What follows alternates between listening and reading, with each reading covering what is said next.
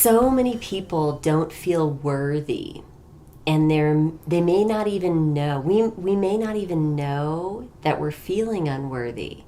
However, it's experienced in our lives by the relationships that we have, by the joy that we allow ourselves to experience, by the expanded opportunities that we allow ourselves to step into.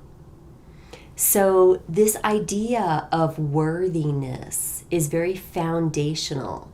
In order to receive anything, we must feel an internal congruency with being worthy to receive it.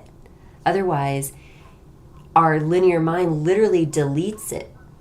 So as opportunities pass by us, we don't see them, we don't connect with them because we don't feel worthy at some level. And in order for us to see those, we would need to come from a place of inner worthiness.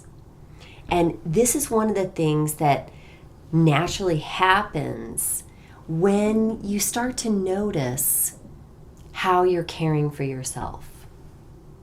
When you are truly listening to what it is that you're needing in the moment, whether that's your body, whether that's telling you need, hydration, or whether that's food, or whether that's a new level of connection, or a new inspired action to take, or a new inspiration that expresses your unique vision in the world in just even the most tiny way, like organizing your room in a new way.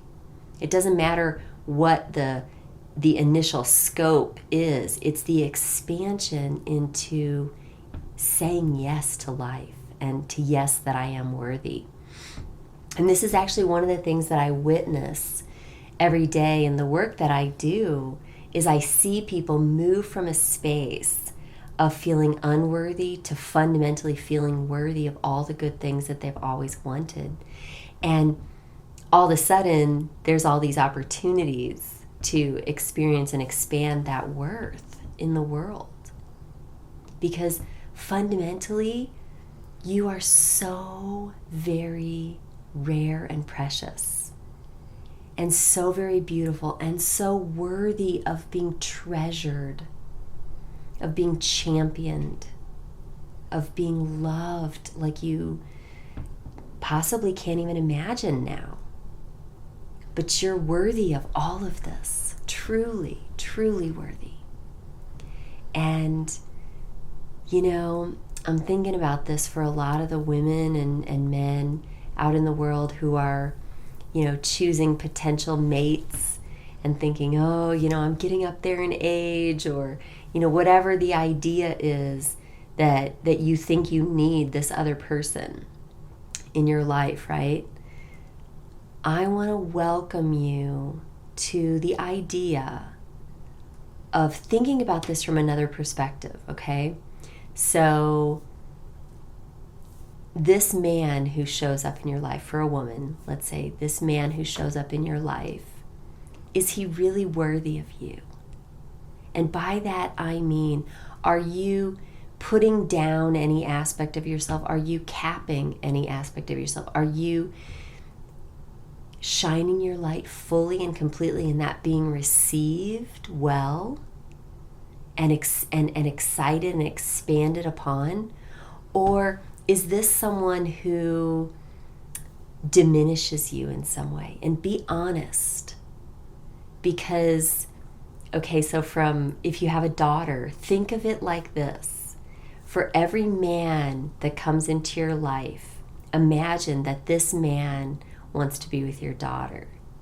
And I guarantee you're going to see it in a different way if it's not aligned with the pure love that you are and the expanding possibility in joining together as one in relationship.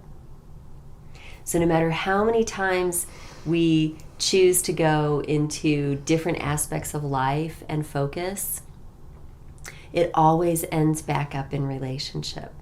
And that is because We are fundamentally connected and wired to love one another, to presence, to be fully presence with each other, to support one another, to really stand for and champion the greatest and most expansive experience of life for that other being that is our beloved. And we will come into this all the time. All the time. We'll always come back to relationship, even if we are focusing on our spirituality or our creativity or building our business or whatever. It's all about relationship in all those situations as well. So feeling worthy of love, being willing to be vulnerable and risk, being truly seen and possibly rejected. Because you know what? You don't know how someone's going to receive you. But if you show up 1,000% yes, then you will always, always, always be surrounded and infused in love.